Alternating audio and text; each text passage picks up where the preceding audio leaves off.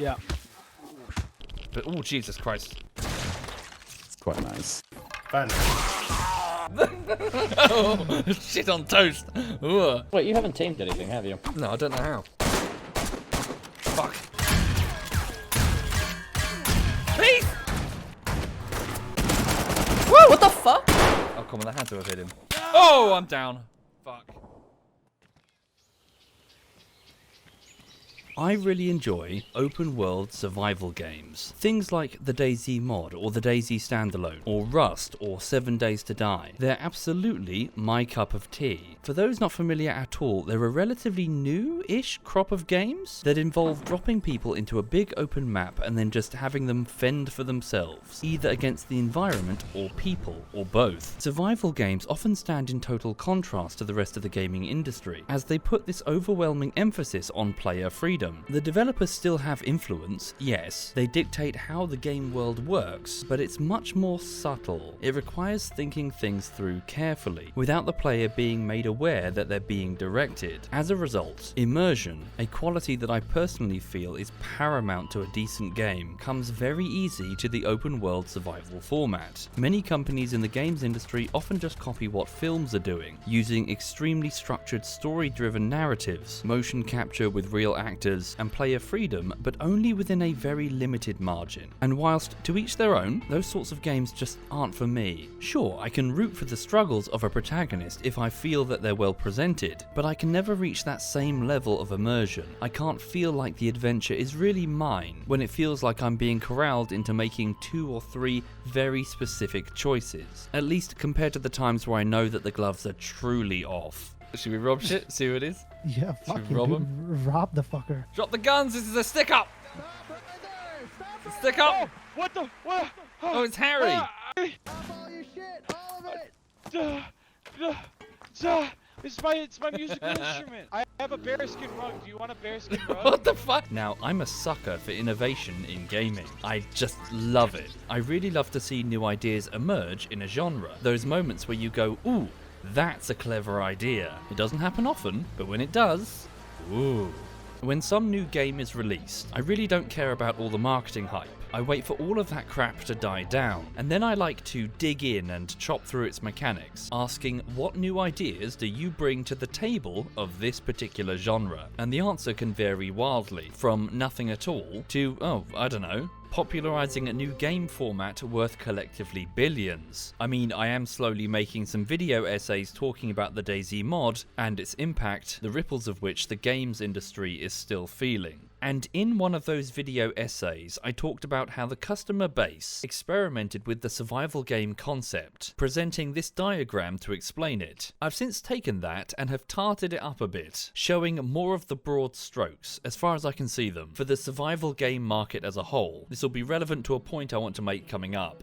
So here we have the DayZ mod, launching in 2012, and it rapidly became popular, seeing a flurry of creative energy as players worked to make their own versions of it. From there, we saw various development studios come in and create their own zombie survival sandbox games, sometimes innovative and interesting, sometimes not so much. Fairly quickly though, we saw some great ideas branch off further, presenting game modes with completely different approaches to survival, some of which were also inspired by voxel-based building games such as Minecraft a few years prior. This is where we saw the rise of the base building survival game mode. For years afterwards, it felt like developers were releasing games with the same few words. You've heard them before. Early access, base building, crafting, survival. This is basically why that happened. Hell, even franchises that, I'm sorry, had no business being in multiplayer open world survival were suddenly pivoting hard into that market, taking risks by just ignoring their previous customers. This was a trend and companies were going to ride it. The PvP category took a bit of time to get going, but eventually the more combat-focused DayZ mods crystallized into what we would now identify as Battle Royale, where the trappings of the survival genre are still pretty present. Big open world, semi-random start locations, you loot guns, you find each other, but it's intentionally cut down so you get to the shooty bits as soon as possible. Though it's noteworthy that this market was less spearheaded by customers and more by one man, Player Unknown, who banked on there being a thirst for a PvP-heavy DayZ, and he was proven correct. Well done there.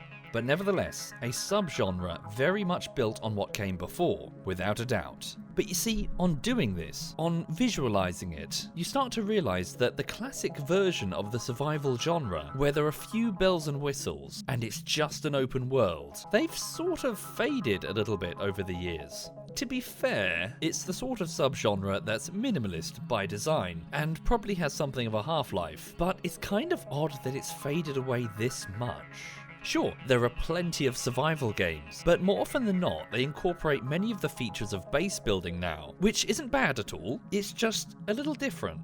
Emphasis there is often on surviving multiple respawns and stockpiling resources for such, and the game often gives you the ability to modify your environment, be it with just building a home or full-on Minecraft-style terraforming. And well, you see, that does a lot to change the nature of the survival experience. A great example would be Subnautica, which would probably be in the classic survival category, at least on paper, and its first half hour of play would be reflective of that, as you desperately try to obtain enough water to drink or food to eat, as the sole survivor of a nasty starship crash on an ocean planet. But the game fairly quickly incorporates a lot of base building elements, which gradually push at the dangers around you, making them much smaller, with the player able to build elaborate undersea homes, stocked with ever more nutritious food, in more or less a limitless supply. And also, it gives you the ability to build vehicles that simply become too big for most predators to interfere with, gradually reducing their threat.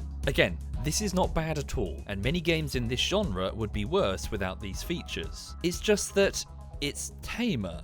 It's the difference between, say, 28 Days Later, where you're a survivor with very little overall control, and Robinson Crusoe, where the world can be bent to your needs. A little bit.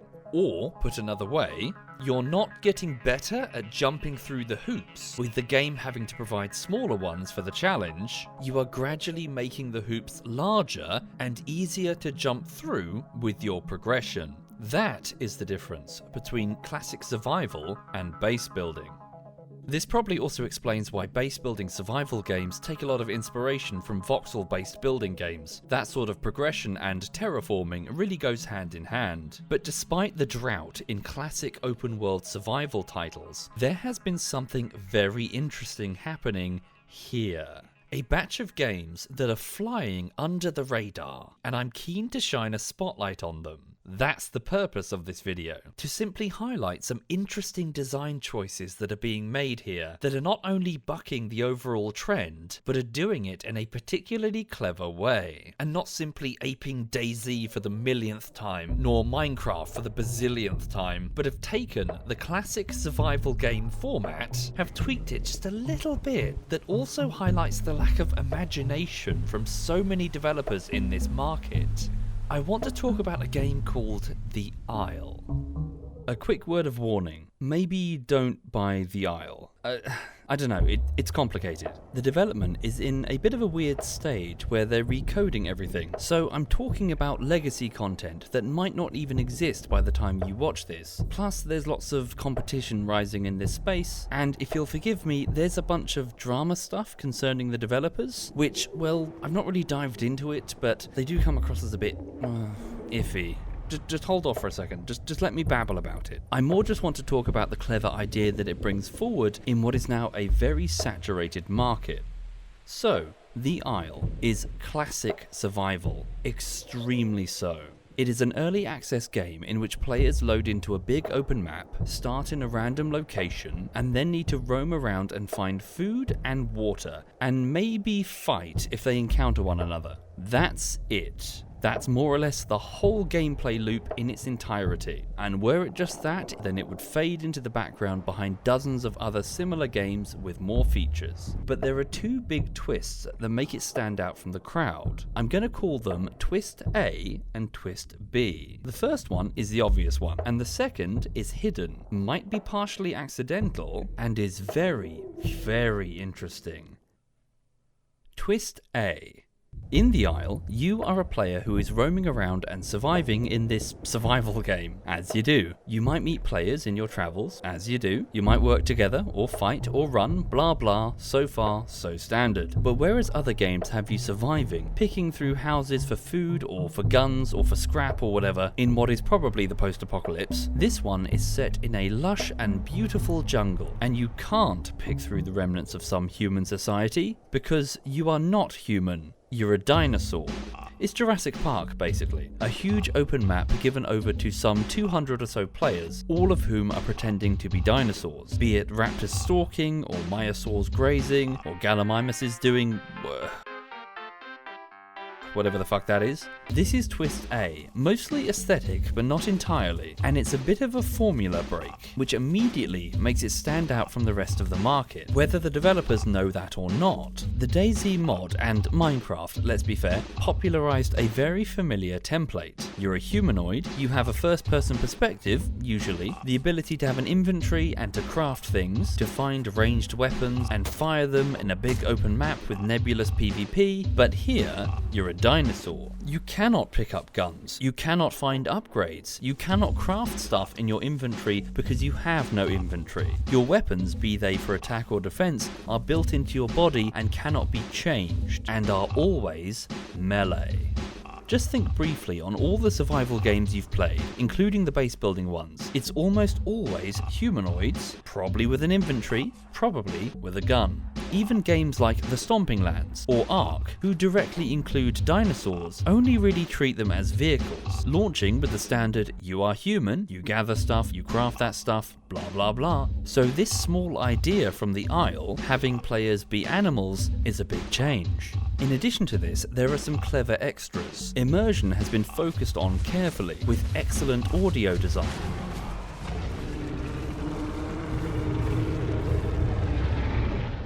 With each of the dinosaurs having their own unique calls.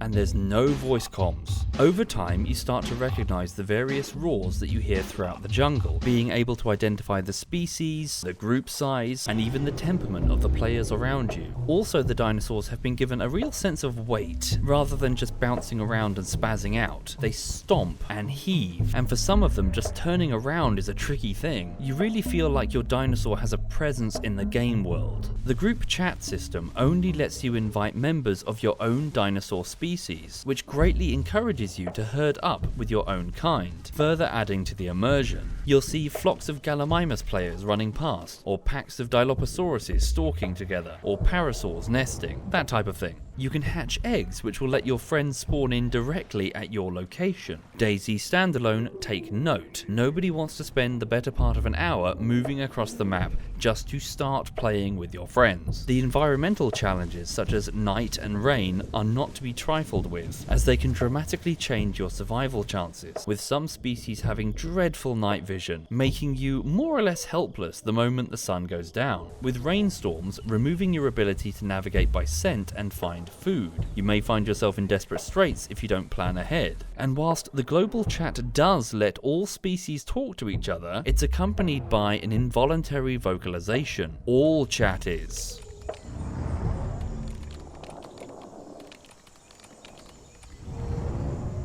Which is actually a pretty good idea, as you're sitting at night and you can hear Utah raptors barking, and parasaurs frumping, and T-Rexes roaring, all up into the night sky. It's all just players socializing in this great big dinosaur chat room.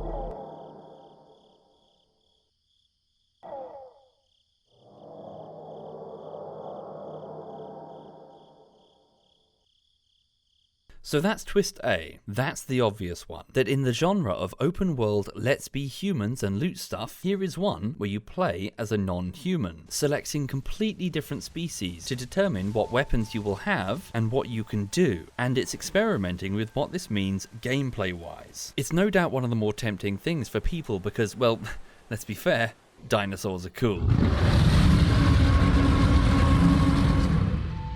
There are competitors appearing here also, even one that breaks the formula and makes dragons. More on that soon. So Twist A has been noticed, but hidden underneath Twist A is Twist B, and this is the one I want to talk about. In open world survival games, you have what I call PvE internal requirements. That is to say, environmental challenges that a player must face. They dictate what actions they need to perform. Things like a hunger bar, or thirst, or tiredness, or body temperature, that sort of thing. This is a big part of the survival in a survival game, and failing to satisfy these after a certain amount of time will usually result in the game punishing you, be it your player character being weakened, or more often than not, just dying, and forcing you to start again. There's this great big video essay chapter for DayZ where I delve into this more. It's a work in progress, I'm sorry, the YouTube thing takes forever, holy shit. Effectively, these are the means by which a savvy developer is able to subtly control audience behavior, by forcing them to collect things to keep their progress, and then controlling where those things are.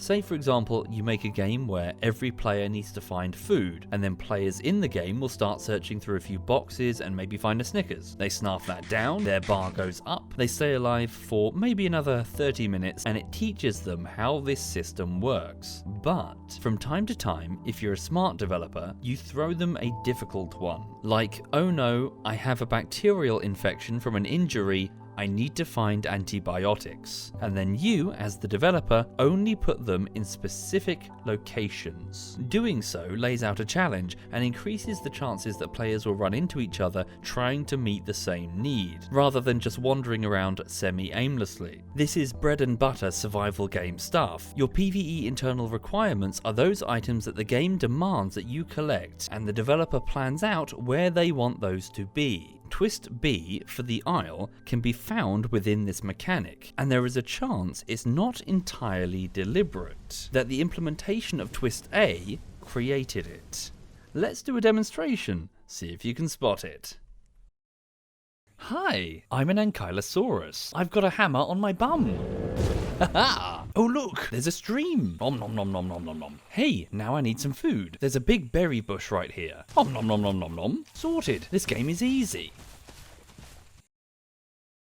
Hello, I'm a parasaur. I have a trumpet for a face. Good, good. Oh, I need some water. Oh look, there's a lake. Om nom nom nom nom nom nom nom. Oh, I love water. I need some food. Oh, there's a small berry bush right here. Om nom nom nom. Wow, food and water is just all over the place.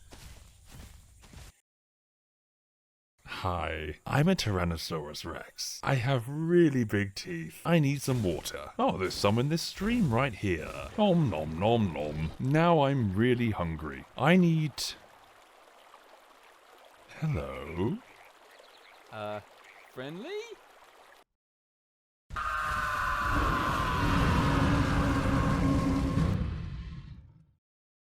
Twist B is, whilst half of the player classes are able to find their PvE resources around them, food literally grows on trees, the rest, playing as carnivores, physically can't do that. The developer has made it so that in order to simply exist in this survival world, they must eat the other players in it. No other open world survival game prior to the Isle has thought of that. Sure, there are plenty of ones that let you eat other players, but it's almost always framed as a negative. Rust has human meat massively dehydrate you. DayZ has it make you sick. But in this one, it's a total necessity, at least at a certain size. Whilst the carnivore players are able to start off eating these shitty little NPC dinosaurs that feed them as a baby, or when the server population is low, once you reach adult, or have 2 or 3 players in a group, which happens quickly, it becomes pretty difficult to survive off the game world. You must hunt other players, because that's where the meat is. Players who, surprise, do not want to get eaten. Do you see the 2 big boys coming through over the open field in front of you? Oh, what are they? I don't know, but they're big and I don't want them to be here. Leave. Leave? Yeah. Yeah, leave. We need to go. They are very big. It's a very simple game. But it's pretty Yeah, intense. don't die. That's literally it. Don't fucking die. Now, this radically changes the formula. What would be a fairly generic survival experience suddenly turns into an intense game of cat and mouse, where everybody from the largest giga to the smallest dibble is part of a simple food chain. The game has created a food chain, and Twist B is forcing all players into it. Oh yeah, it's sad. But yeah, no, this is. Oh quite shit, run! sharing- Run! Other side, I'm going other side. Don't run in a straight line! Where do we go? We're on an island!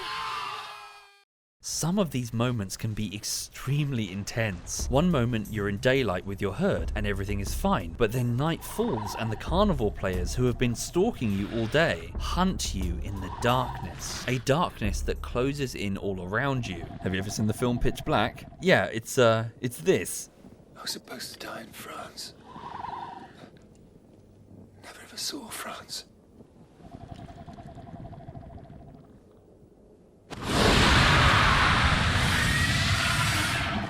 Are they Dilophosaurus? Oh my god, that's terrifying. They're out there. And if you're a small dinosaur, you may opt to hide in dense foliage. But then, the carnivore players can scent part of the path that you've walked. So you may find yourself desperately hoping to avoid detection, as hungry players will try to circle in on your hiding spot. A high-stakes, high-adrenaline game of hide and seek. Everyone find a hedge and rest. Find a hedge and rest. I want to find a better one. Hang on. It's coming. It's coming. Oh, is it? It's coming. It's coming. Oh my gosh. I'm gonna run out of stamina. It's on me! It's missed me. It's coming for you. No. He's following your trail. He's following your scent. Oh I'm out. gosh. Even the carnivore players aren't safe. Sure, you may have big teeth, but you're still made of meat. Same as everyone else. Water. Oh, hello. Ooh. Whoa! Holy shit. Oh, the Giga's in trouble. Its leg's been broken. Oh, the Giga's fucked. Look at that. Whoa!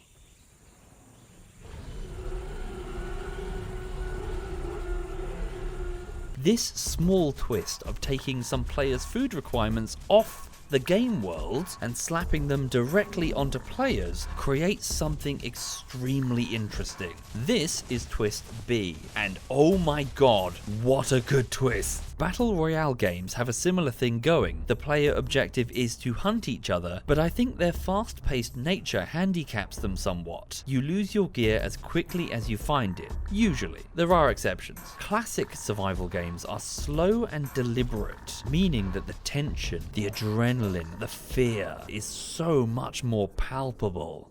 Also, in a meta sense, it's good for diffusing toxicity. Losing your full-grown Triceratops to a T-Rex attack after 6 hours of growth, yeah, it's frustrating, but it's softened by the knowledge that, well, T-Rex has got to eat. The player probably had no malice in his heart, it's just the reality of being the T-Rex class. You are always hungry. Think of all the times that you've been killed by bandit players in a survival game just for the lols. Here it's less likely because your attacker probably has a motivation you can sympathize with. They're hungry. There's a lot of us. There's a lot of us. Oh my god. This is so cool. Oh, it's only a babby. So, this is fantastic stuff, but it gets even more epic when I tell you what the players themselves have done in response to the Isle. A number of servers, notably the ones called Teutonic, have set up role-playing conditions in which players are further encouraged to behave as though they're a dinosaur, presumably realizing how interesting this survival gameplay could be if enhanced. For those who watched the DayZ video essays, you may be getting some deja vu. Customers are modifying, be it through literal mods or in this case just server rules, a product in a direction that the developer may not have expected. For example, some of these role-playing rules. Rule 36. Herbivore players cannot attack unprovoked. They need to do aggressive calls to warn predator players to get back. Your weapons are defensive, therefore a herbivore should be playing as such. Rule 42. Almost all dinosaurs are allowed to herd, but only in packs of up to a certain size, with special restrictions placed on apex predators, because, well, they're apex. They're not supposed to play well with others. And this also includes strict rules against carnivore and herbivore mingling. cycling. Rule 38. Herbivores cannot take revenge when a herd mate is slain by attacking the feasting carnivores. That's just not what herbivores do. The zebra don't bum rush the lions when one of their number is killed. And Rule 34. Not that one. If you are a special aquatic type of dinosaur, if you lie down in the water and stay still, players aren't allowed to hunt you if they are not aquatic themselves. They physically can, they can just walk over to the lake and press the mouse 1 button, but no lion dives into a murky river to try and hunt a hippo. That would be suicide. What I'm saying is that the customer response to Twist B has been very positive, with a lot of users totally on board for more, and great rules can elevate the gameplay into something truly unique and fascinating. A cat and mouse ecosystem game in which you feel like you're a dinosaur in your own little prehistoric world. Oh, fucking hell. Oh shit, oh shit, oh shit, Jesus Christ, it's a Rex! Den just got his head bitten off, Jesus Christ! But of all of the rules, there is one in particular that is really interesting. See, the base game has a bit of a problem. If each of the dinosaur species are class selections, like I said, and you're locked into them for hours as they grow, why would anyone pick the shitty classes on purpose? Imagine Daisy or Rust, but the only weapon you could use is the one you select on spawning. Of course, everyone is going to pick the sniper rifle. You'd be insane not to. In this case, for the Isle, everyone would go straight to the T-Rex or the Giga, the massive apex predators that dominate the map, rather than whatever that thing is. I can't take that picture seriously. It's like that's the best one they got. Dude, do you have any snacks? The massive apex predators that dominate the map, rather than... Sorry. Everyone would go straight to the T-Rex or the Giga, the massive apex predators that dominate the map, rather than this.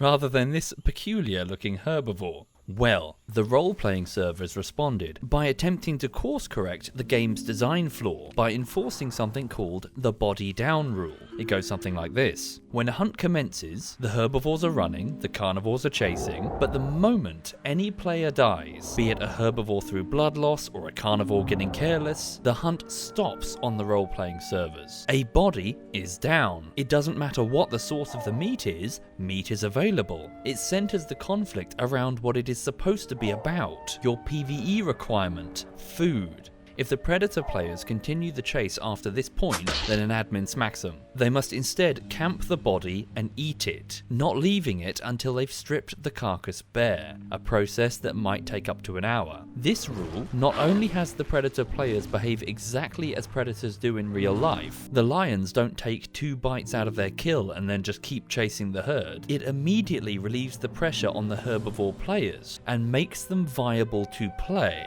rather than just being non-stop hunted across every compass point. It forces the Predators to slow the fuck down, to give the herbivore players, with their much weaker classes, a breather. In fact, in many cases, it makes playing the weaker classes a lot more fun. Sometimes it's just more thrilling to be the chased rather than the chaser. I think we can hear. Oh, I see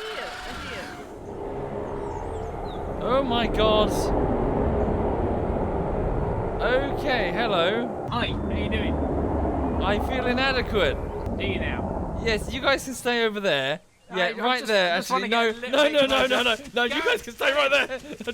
Oh shit. Get the chicken! Furthermore, this creates a really interesting ritualistic play, in that with a body down, the carnivore players have no further need to be aggressive, and the herbivore players don't have to worry about being chased since their pursuers are probably fed, and the other circling carnivores don't necessarily need to start a fresh hunt. Not always anyway. They can try to beg for scraps off the kill. In fact, it's really not uncommon to see a large T-Rex player making a big kill, only to find that the commotion attracts a pack of scavengers, who, through sheer weight of numbers, are able to challenge the Rex, who also, being fed and unwilling to risk 7 hours of playtime growing his massive dinosaur, probably relinquishes his prize to the starving opportunists. They don't have to. They can stand their ground and fight, but if they fuck it up, then, well, they're back to square one as a baby Rex, looking like a moron.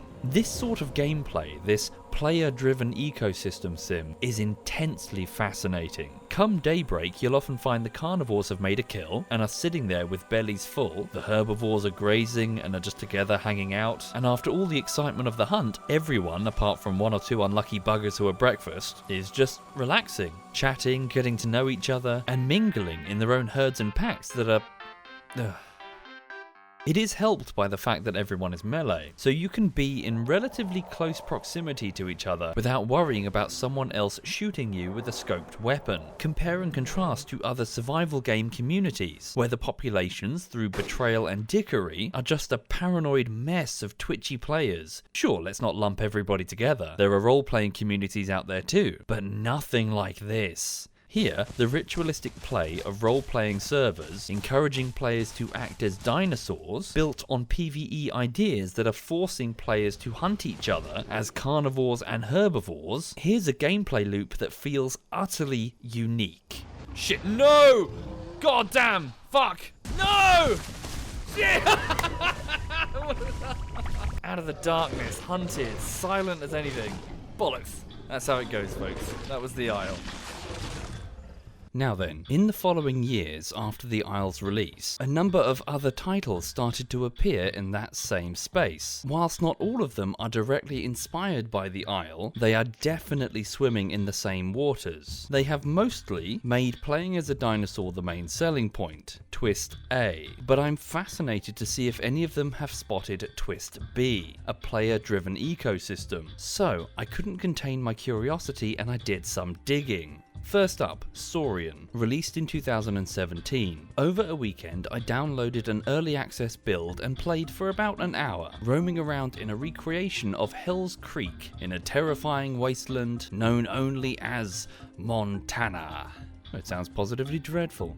Once there, I spent some time roaming around as an avian-type dinosaur, with the developers going so far as to render it with feathers. In fact, a huge amount of the focus appears to be on making it as faithfully realistic as possible. It's a core selling point, with a main menu encyclopedia of flora and fauna that's in the game, and the names of the experts that they've consulted. And whilst it was interesting, I think this just might be a case of mistaken identity on my part. It appears to be inspired not at all by multiplayer open-world survival games, but as a class-based fighting game called Primal Carnage from 2012 and Primal Carnage Extinction from 2015, and it is exclusively single player. There's talk about multiplayer maybe, but it's a stretch goal. Dinosaur survival game, yes, but no Twist B.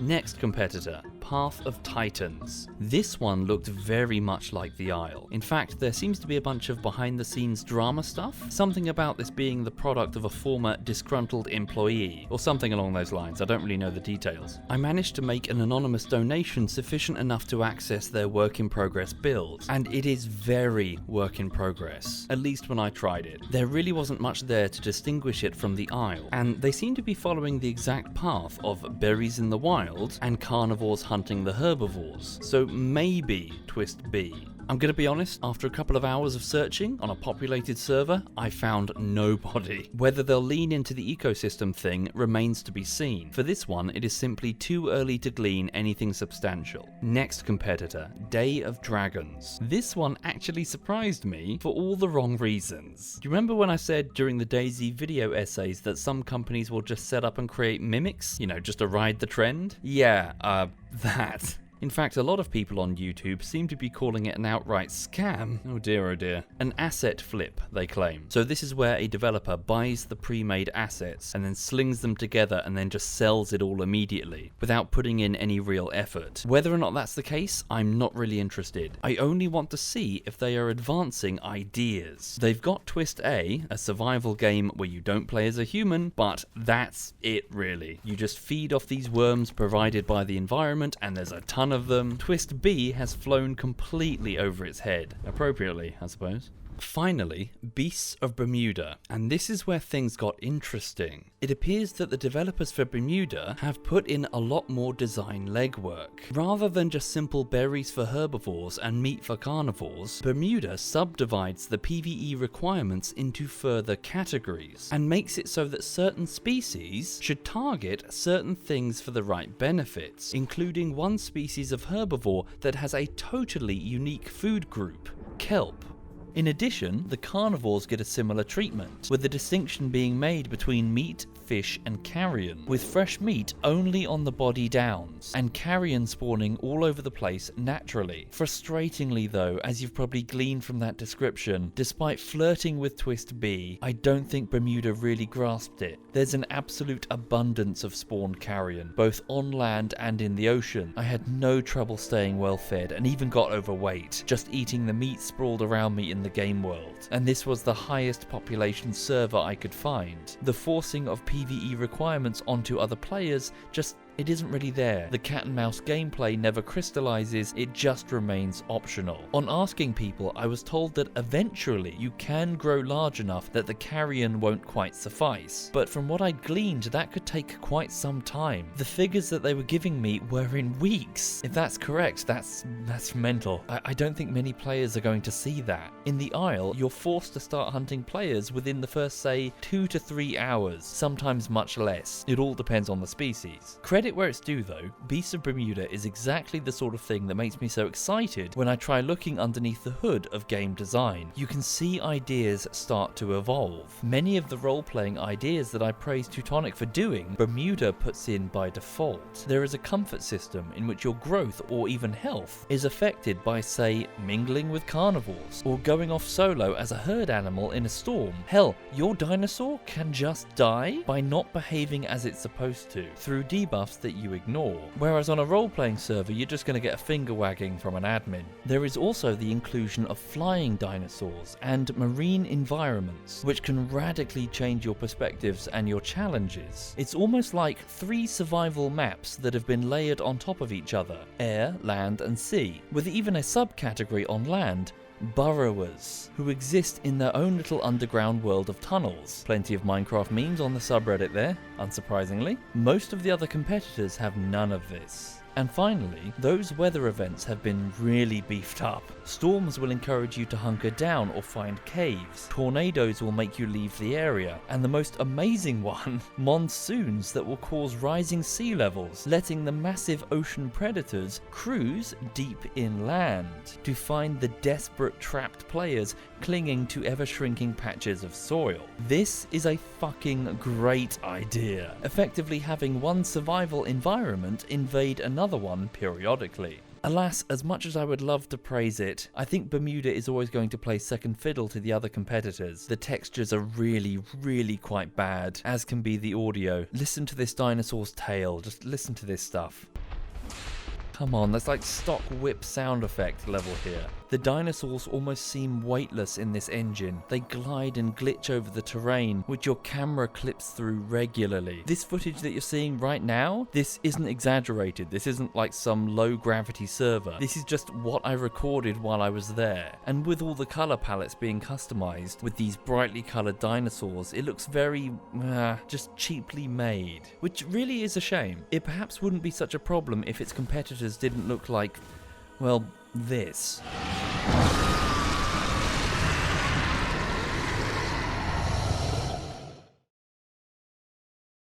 So, it's a bit of a shame, but it seems to me that the competitors aren't really grasping the really innovative idea here, and it's very simple. It is whoop and whoop, making a big player-driven ecosystem, one that all are a part of and none can escape. Hell, other developers? There's a lot more room here, in this section of the market. You don't even have to do the dinosaur thing. You could easily have an open world game where players are mammals, surviving on the Serengeti, or fantasy creatures on an alien planet, or even insects in some random back garden. Imagine having 200 odd players roaming around as bugs, turned monstrous by the change of scale and good audio design. You could have some players being snails, low speed, high armor, butterfly players flapping from flower to flower, spider players trying to eat them, and stick insect players that are... You know what, never mind. But still, player-run ecosystems. If developers play their cards right, it could be a wonderful subgenre. And to wrap up, do you mind if I have a bit of a whinge? This final part of the video has been reworked a couple of times, because initially it was just the above. The Isle is doing something that feels fresh, that's nice, cut to credits. But as I've been putting this together, it's made me kind of grumpy. We've had almost 10 years of this as consumers. Almost 10 years for developers to properly experiment with and take the format of survival in a bunch of different directions. And very few feel as though they actually are. Many of them are just recycling the same elements of the DayZ mod's zombie survival success, or Epoch's base building, or Minecraft's terraforming, or PUBG's battle royaling. It's a market that consists of a whole lot of collecting loot from an open environment, stashing it into a player inventory, building bases to store it all, with a convenient snapping system and storage containers, moving tools and weapons from a player inventory into rows of tiles somewhere on the screen that correspond to number keys on the keyboard, nebulous PvP with other survivors, or chasing yet another fucking random airdrop. Few games end up experimenting with the underlying mechanics of how players survive, how the world shapes them, and how the players interact with each other, meaning that everything is starting to feel so samey. And so the Isle is interesting because it demonstrates that if you start fiddling with the fundamentals, how the game world influences the players, and why they interact with each other, even if you're just a game community, or just someone who likes to dabble with mod creation, then you can make something that stands drastically apart from the competition. With just a little bit of tweaking in the right areas, you can make something that feels really quite new. Being someone who live streams quite a bit as a side gig, I get requests from viewers to try the latest things, to play whatever is currently popular and is drawing lots of eyeballs on Twitch. And so sometimes I try to accommodate, to buy the new survival things to see what all the fuss is about. And as much as I try to enjoy them, to get immersed, quite often, over and over again, there's this nagging sense of, I've played this game before.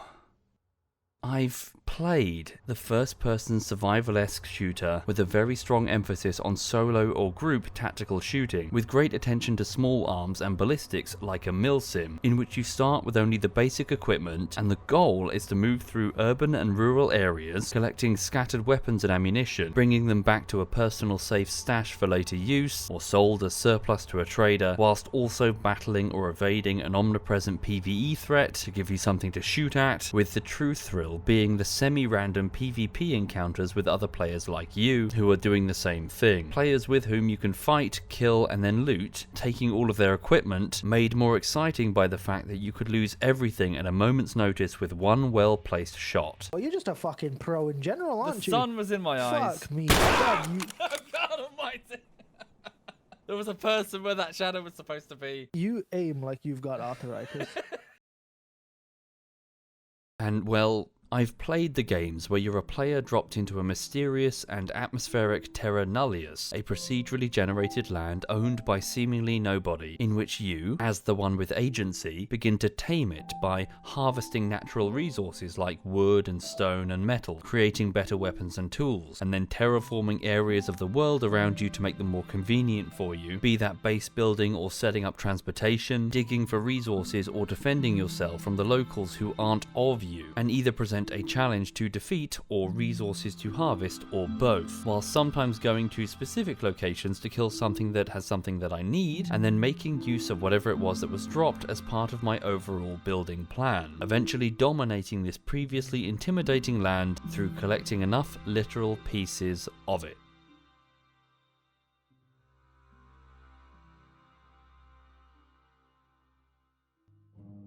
The Isle, as simple as it is, as flawed as it is, so flawed that chunks of its audience have set up role-playing servers just to fix what they perceive as design errors. I hold it up as a positive example of innovation.